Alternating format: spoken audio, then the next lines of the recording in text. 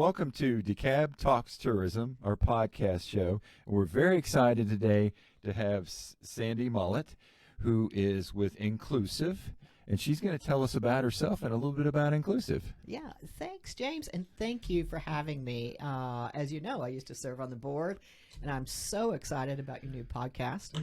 So, yeah, over at Inclusivv, I am the Chief Engagement Officer, and what that means is I have the opportunity to engage in the community, engage with our clients, and bring inclusive and courageous conversations to you and those clients. I think you had the opportunity to experience one of those here at a recent meeting. Yeah, so you hosted the Experience the Power of Shared Dialogue. Yeah. That was what, in the March Tourism Partnership meeting? It was. And but you also helped us, I don't want to interrupt, but you also helped us last year bring in a national speaker for the LGBTQ plus training session. Yes. Yeah. So I absolutely love working with a community, being a community leader, but bringing resources on how we can become a more inclusive community, especially DECAB. Y'all are doing such amazing work and such intentional work. So over at Inclusivv, you talked about some of these conversations that we had. We had a conversation on belonging. Sounds simple, right? But we had this opportunity to engage at a level with each other that we don't typically engage and talk about things that can be difficult. We bring conversations around race, around LGBTQ inclusion. Wouldn't believe how passionate people get about sustainability, right? So all of those different topics, we over at Inclusivv create the content and the structure for folks to have those types of conversations. Now, Inclusivv, it's Atlanta-based? It is Atlanta-based. But are you nationally based? You're home here, but are you national? We are actually international. So we've had clients in New Zealand and all over the world. And we really started out as an organization called Civic Dinners. Some folks may remember us that way. We used to bring conversations over dinner. Some of us participated in a conversation that was sponsored by SAGE, based here in Atlanta, on diversity in Atlanta prior to the pandemic. But when we had the pandemic, folks were saying, civic dinners, well, we can't do that anymore. So we changed it so that we could have a virtual perspective on it. Yeah. And so now it's inclusive, and we do virtual and in-person events now. But I wish we should have done the dinner. Yeah. That would have been very cool. Oh, yeah. There's nothing like having a conversation over dinner. That's the best. So was it like when you did your shared dialogue, we were in separate tables so you'd break up. When you all used to do the civic dinner, was it more of everybody in the same long table, or was it all like rounds? Same concept. It would depend on the type of discussion. Sometimes we'd have a larger group, but often we break people out into rounds if we were in person. Virtually, we break people into breakout rooms to create that intimate, psychologically safe space that we can have these conversations that develop empathy, that we hear each other's stories, and we create space to do that. So we had to shift into that during the COVID time, obviously. But I'm finding with a lot of meetings, it's still tough to get everybody together. And some of it's not because people don't want to be together. It's like you have that hour drive in Atlanta, the meeting and an hour drive. And that's if you're lucky on each direction. Are you finding that you're still doing a lot more Zooms meetings, or is it all pretty much in person? You know, people have embraced this virtual aspect of getting together. We're still seeing quite a bit of virtual Zoom related, but more and more people are doing in-person type events like y'all just did. And you're right, to get up, get cleaned up, put your clothes on. I mean, we haven't had to do that in a few years, right? Yeah. And so now, but I think once we've had that experience where we have that human connection, we realize how much we miss it. And so we start embracing that again and again. So I encourage folks out there to, get brave, come on out, let's have a conversation. And I think just that connection again is going to be important. Well, we had a previous podcast with Switchyards that just opened up in Chamblee. Yes. And I went and took a look at that last week, and it was so interesting because there are so many people not really going back to work. but this gets you out and mingling. It's kind of like you said, it gets you out, meeting people, talking to people, learning from people. Even if you don't literally have an office, it's not in your home. You get tired of being in your home. Right. It does make it simpler for that non-drive time, but you don't have any interaction. So it's great you're being able to do both ways to get people who can't drive. Now, what really is complicated is doing hybrid. I mean, that to me does not work well. Yeah, I mean, we've had a couple of clients that have done hybrid where we did an in-person conversation and then there were some folks remote. There was a streaming camera, etc. It's not quite the connection because the folks in the room are connecting a little bit better and a little bit more than the folks that are participating on camera.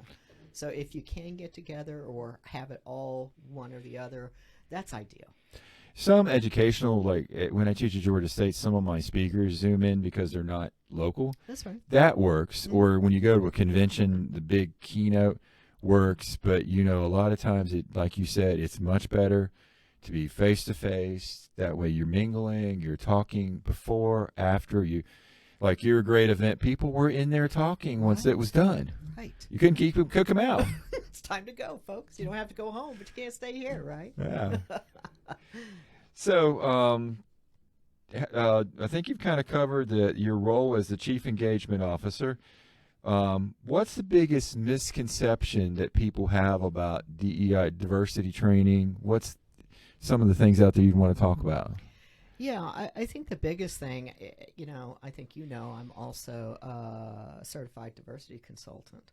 And so a lot of the misconceptions I still see, and it's amazing because of some of the same misconceptions that we've seen year after year is, diversity inclusion only benefits historically excluded and underrepresented groups. When in actuality, this lifts us all up. It gets us working together as a group and counting on each other and trusting each other. So it's not just about the benefit. It benefits us all. But, that concept of we focus on, those who need the help the most at the time, right? And that creates a space where we're all productive and that we're all contributing and that we're all trusting of each other. So, it's not just about one person or one group. It's about all of us, but meaning we're intentional about lifting those up who have been oppressed, right? I think I also hear a lot from a consulting perspective that DEI, when we are intentional about recruiting talent from historically excluded and underrepresented groups, we're talking about lowering the bar or the requirements for a job in order to allow others to come in. That's absolutely not the case. In actuality, we are seeing higher experience and more dedication and more loyalty as a result of being intentional to say, you are welcome here. You belong here. We want your perspective. We want your experience. And we're hiring people based on ability and opportunity versus pedigree, right? Does that make sense? Yeah, definitely. I think the last thing is, we think diversity, equity, inclusion, and belonging are all the same things, right? And so when we think about diversity, we're thinking about representation.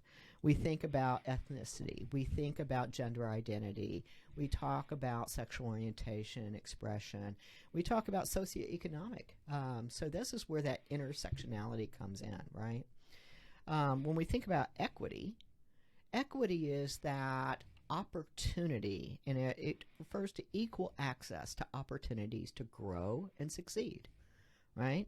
So where diversity talks about who we are, our identities, equity is about that equal access. Inclusion is about being visible, being seen, and being heard and considered, right? And then that whole belonging is around being accepted, being valued, right? That you're actually accepted. That's where we really perform the best, is when we feel that high sense of belonging, that we're not worried about being different, that we're wearing that as a badge of honor, and that we're all contributing and bringing different perspectives to the table. That's when we're most productive and most innovative. So from all that, how do you measure how effective that Inclusivv is? Do you have built-in measurements, or how do you measure this? Yeah, so we have sentiment surveys that we do before and after. We do scoring, etc. And so before a conversation, you can have someone take that sentiment survey and say, your sense around belonging, your sense around the topic at hand, etc. And then you can do that same measurement after the conversation. We have a client who embarked on this 6-month journey. They took a sentiment survey prior to having these courageous conversations. And believe it or not, they were amazing. They had like 80% sense of belonging in their organization. Normally it's like 40 or 50%, right? But after 6 months of having these courageous conversations from Inclusivv, they actually increased that to 90%. Wow. So they took the survey again afterwards. And we know when that folks have that high sense of belonging, they're more productive. Their attendance is higher. The attrition is lower, or the retention is higher. They stay with the company. They feel engaged with their coworkers. So that trust and that productivity gets higher and higher and higher. I think there's an estimate that says, taking all those things into consideration, productivity, attendance, retention, and it equates to between $5,000 and $5,500 per employee. Wow. So let's say you spent $10,000 to have some conversations. You may save $120,000 or benefit $120,000 from additional productivity, retention, not losing people. Wow. And showing up more. Yeah. Well, that makes me think about it. I'm in the PhD program, and we spent a lot of time this last couple months on DEI. And I watched a couple hours Zoom class, and there was consultants in that take on clients that want to really move the needle. Mm-hmm. Do you ever have any, and they brought this up, we have some that do it because it's popular, right, or they have to, right, but they don't really want to. So do you get many that are not doing it for the right reasons? We can tell pretty early on whether someone is doing it to just check the box, right, or they're intentional and sincere about driving to an inclusive culture and that high sense of belonging. I think we will essentially vet those clients. Okay. And they weed themselves out typically when they are not intentional. They're using it to check a box, because this does require engagement from them and from their employees. So it is not a take a survey and be done. It is some coordination, getting people to the table, getting people to have these conversations. So it's a little more difficult to just check the box on this one. Okay. Yeah. Well, we know it's, I don't want to use the word popular because that's not correct, but we know that it's being a lot more meetings are going on, because we didn't have as good attendance at the 2 meetings you set up as we hoped. But the positive side was there was a huge all county, all city meeting going on all day, mm-hmm, downtown Atlanta during our first event. And then during your second event, a city had its own internal training. Right. So we had 2 great meetings from you, but then we had all these other important meetings going on at the same time. So the good point is, the more DEI training we're getting for these cities and for our tourism partners, the better it's good for all of us. Absolutely. Absolutely. We're a mission-based organization, and we love seeing everyone come to the table, have these conversations, learn more. We have to learn how to engage each other, right? Respectfully. And so learning language, learning how we create space that's psychologically safe for each other, learning how to trust each other, hearing each other's stories. The more of those opportunities we can create and participate in, the better. Well, you just covered the key skills, so that was perfect. Do you have any type of favorite resources, podcasts, any books or other training programs that you would want to bring up?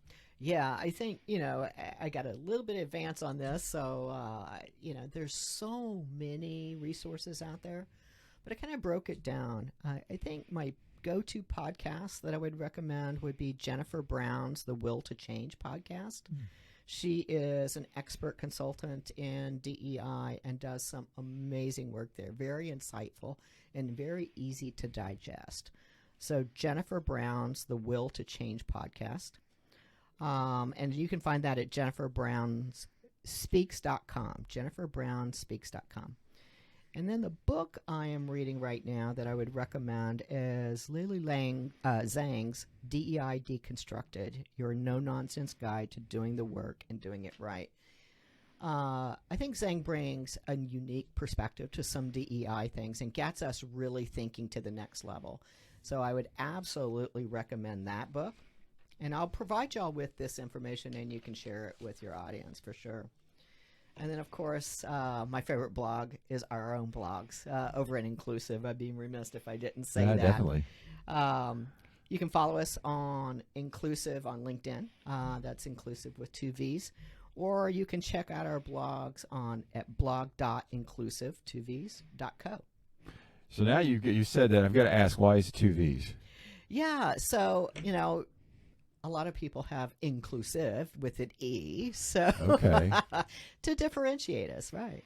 Really does, because I looked at it a couple times thinking, did I misspell Did they that? misspell that? Yeah, and I thought it was interesting is you have a program, I guess, with Inclusivv that you can have your own calendar and event promotion. Absolutely, absolutely. So we have a platform that we've built. It's not just content and structured conversations, but we actually have a platform. That's where we get all these analytics and metrics and survey results, etc. But the platform also enables us to create customized pages for our clients and create customized conversations, or you pick from our own conversation library. But you can go to that page. It's got your logo on it. Folks register for the conversations that are under your logo. You can have us host them. We can teach you to host them. But yeah, we've got all the tools you need to have these conversations. Well, I was impressed because when I was looking at your email, on the very bottom it says, click here to schedule an appointment. Yeah.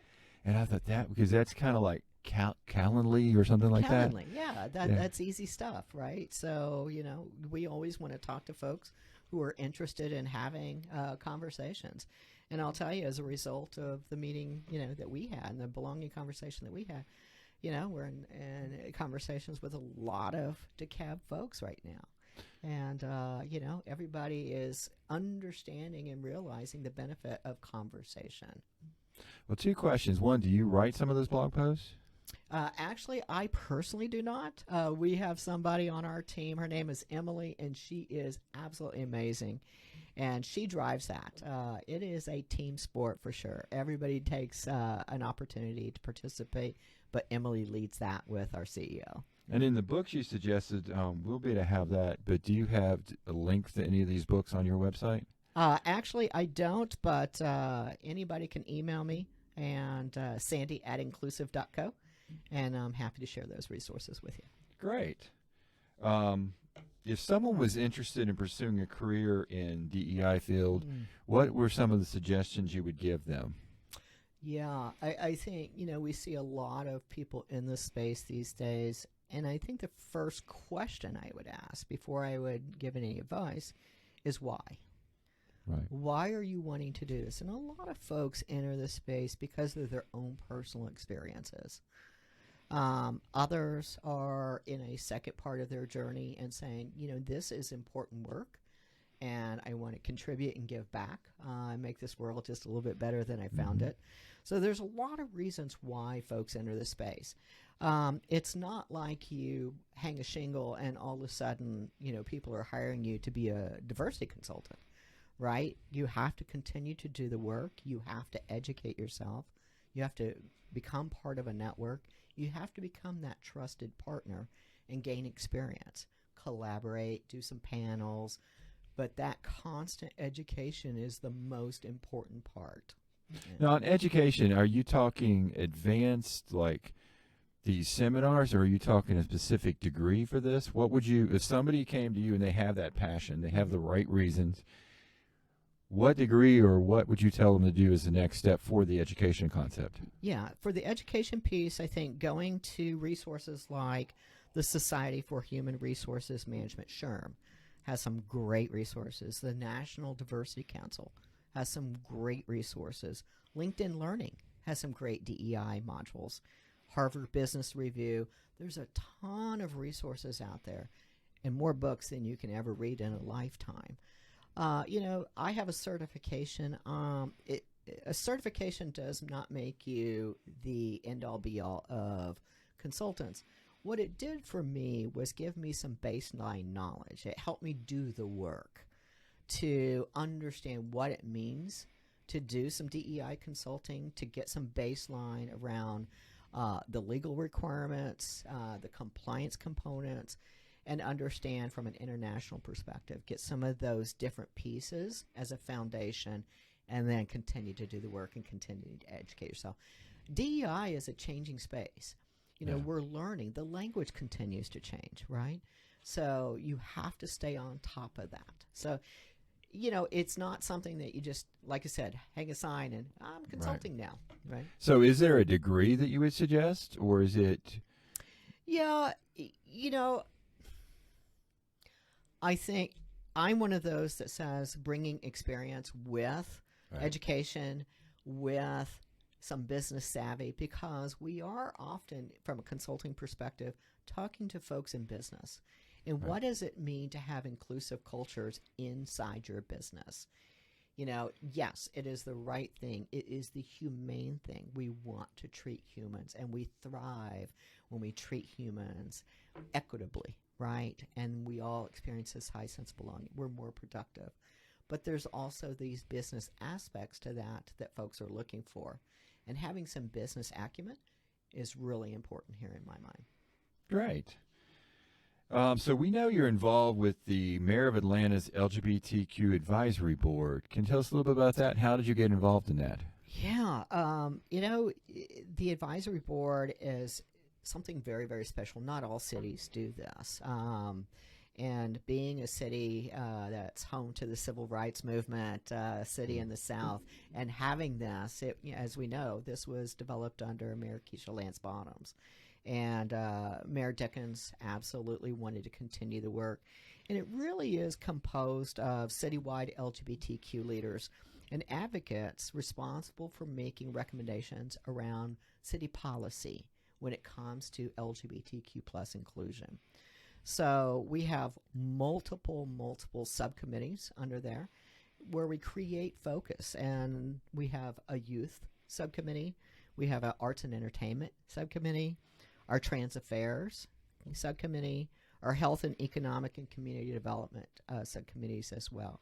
So we're looking at some others. Obviously, that doesn't cover every aspect, but those are areas of focus right now. And, we have the ear of the mayor to understand what it means to have an inclusive city. And we know there are things happening across Georgia and other states that are controversial and are not inclusive of our community. And so there's legislation, there's all kinds of things happening. And so giving the mayor advice on where we can position Atlanta and how Atlanta can be inclusive. And it's not just for LGBTQ folks. It is how we become inclusive as a city holistically, and how do we welcome folks into our city. No, it's extremely important. While you were talking, I started thinking, are there other cities in Georgia who are doing this type of program? I'm not aware of another city in Georgia, I'd have to say specifically. Okay. Yeah. So yeah. Atlanta's trendsetters usually, but it's definitely trendsetter now. Yeah, we're going to put Mayor Mock on the on. There you go. Here. Get Chambly involved next. Yes, definitely.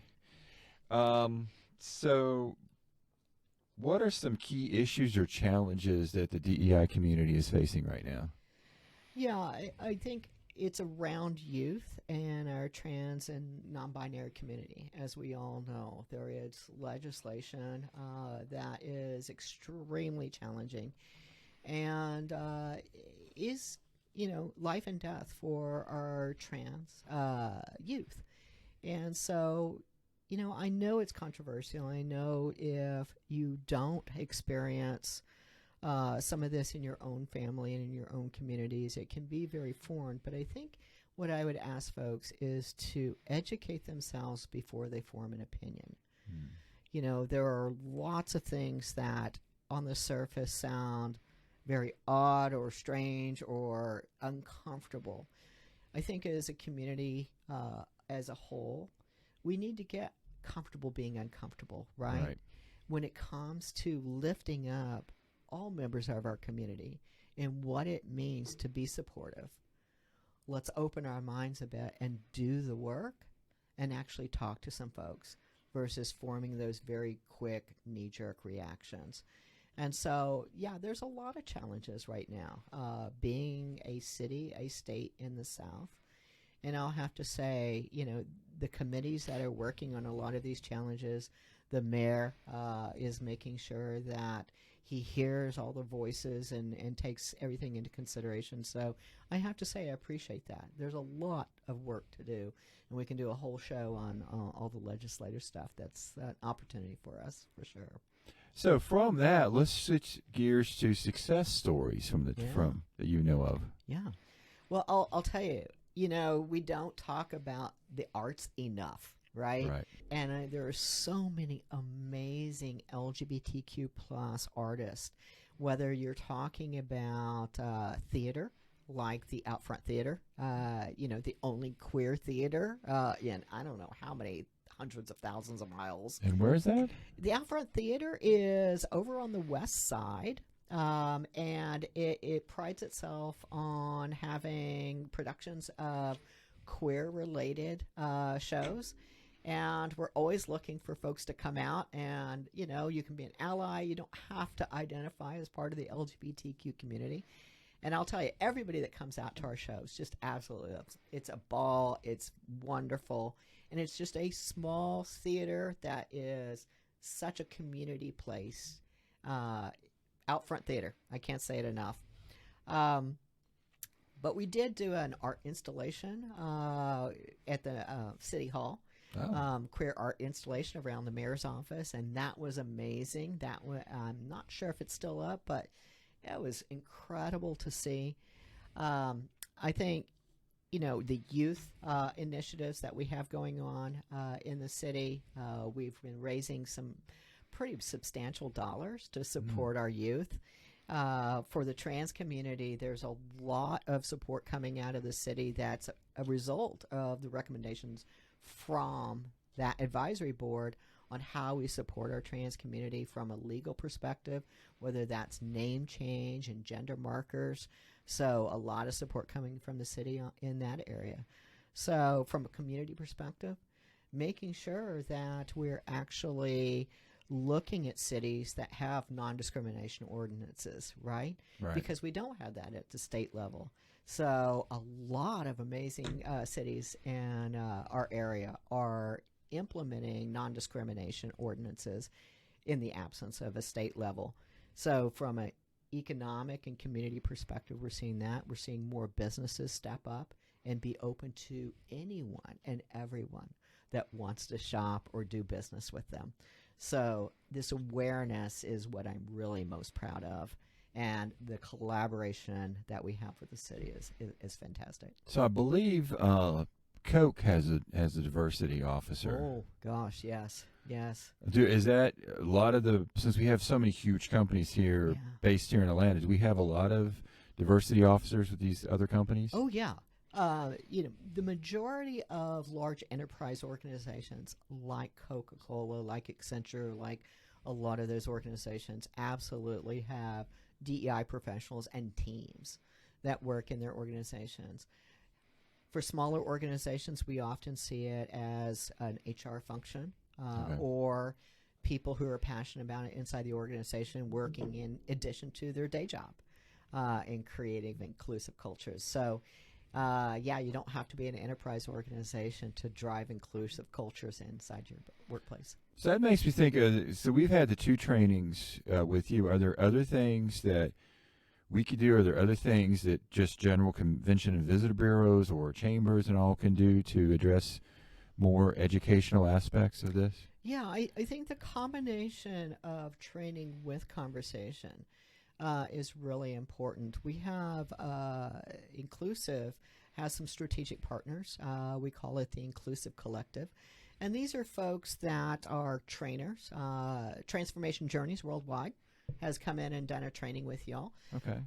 They are one of our strategic partners, and we have several others that will come in and work with us to combine training with conversation.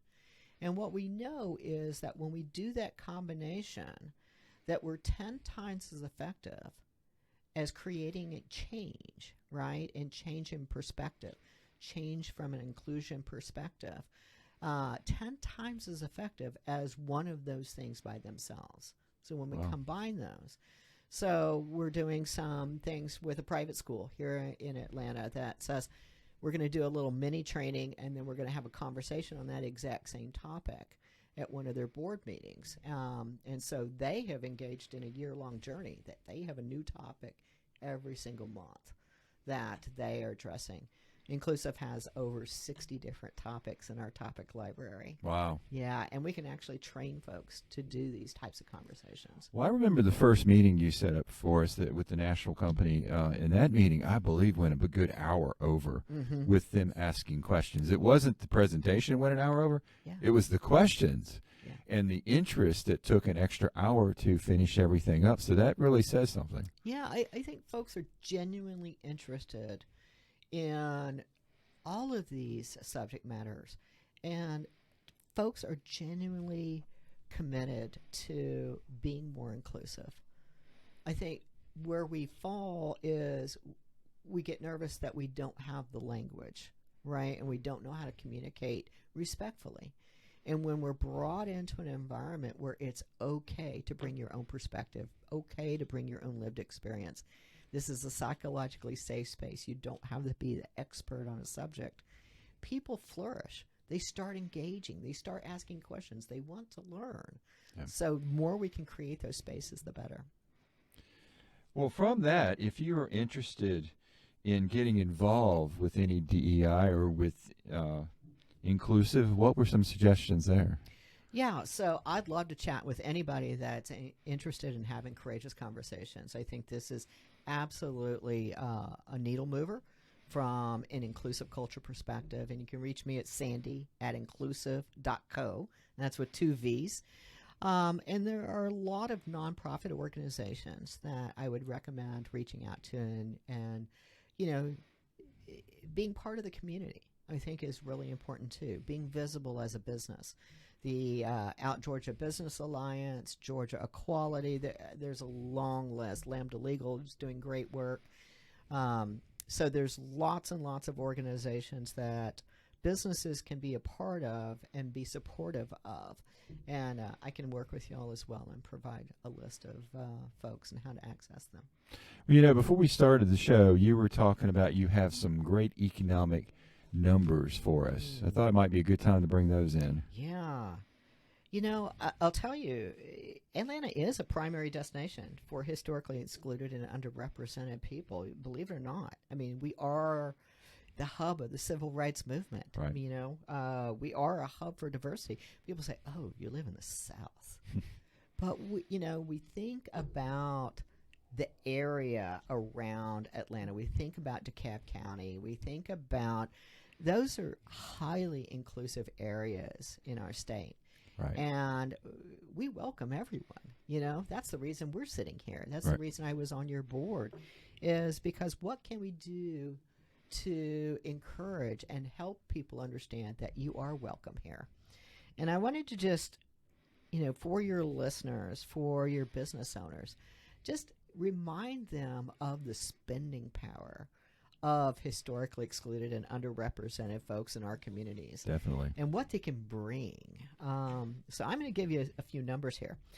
LGBTQ consumers are now the fastest growing market segment in America. According to the 2021 U.S. government census, the LGBT community has close to $1.4 trillion in spending power. U.S. Wow. $1.4 trillion. The global estimate for LGBTQ spending power is $3.9 trillion. If that doesn't make your ears perk up as a business, I don't know what will. Definitely. Black American spending power is around $1.7 trillion in the U.S., and Asian American spending power is expected to reach $1.6 trillion by next year. So is it good business to be inclusive? Yes, Yeah. it Sounds is. like it's totally good business. Yes, yes. One of the things I would advise to your businesses is don't wait until Black History Month, Pride Month, etc. to, from a marketing perspective, be inclusive. Be inclusive all year long. That's what's going to drive folks to your businesses. That's what's going to keep them coming back to our area.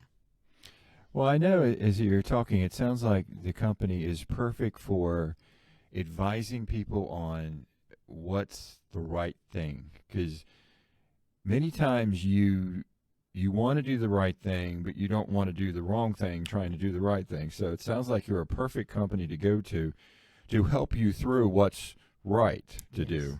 Yes. Yeah, thank you for saying that, because it is that space that we're creating. That was very intentional in that we go from a monologue perspective to a dialogue perspective, right? And it's not necessarily training. We do offer training for how to facilitate courageous conversations, but it is more about bringing people together and having a shared experience. This is what creates empathy and brings us together. And I'll tell you, one of the things I talk to organizations all the time is we inclusive can't prevent things from happening in our communities. And there's a lot of stuff happening out there these days.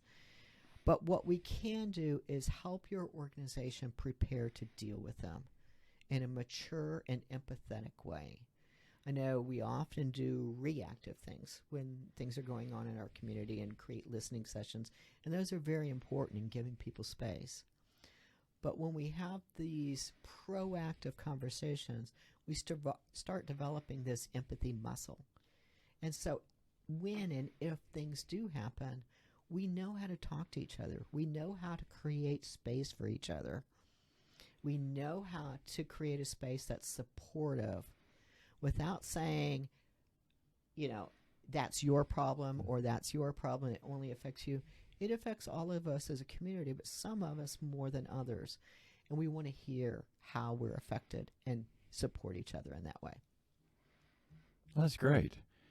I think we're about to close up, but we got time. Do you have any information you'd like to share or any stories maybe to close us out? Yeah. So, I think a couple of stories I wanted to share, and it's all around how do we get to this journey. You asked folks, how they can get into DEI consulting and those types of things. And I wanted to kind of go back on a personal note.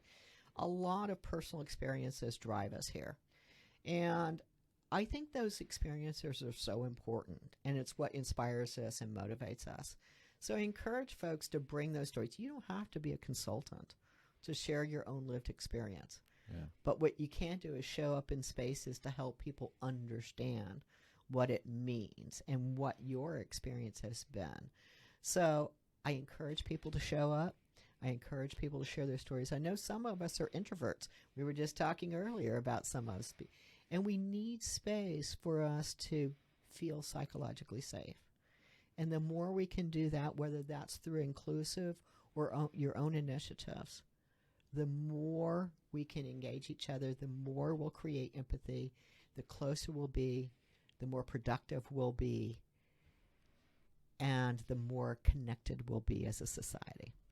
So I know Inclusivv is designed for groups. Can individuals participate? Absolutely. Absolutely. We have what we call a membership program, and individuals can join that. And it's a monthly conversation that you can sign up for. It's $120 for the entire year. Wow. And it's a conversation every month. It's the third Wednesday of the month. It can be at the 8 a.m. We have one at 11, and I think one later in the afternoon. So there's one for everybody, depending on your schedule. And we have a different topic every month. Actually, we have one going on today on unconscious bias. And these are people from companies all over the world coming together, sharing a conversation. It's usually about an hour, hour and a half.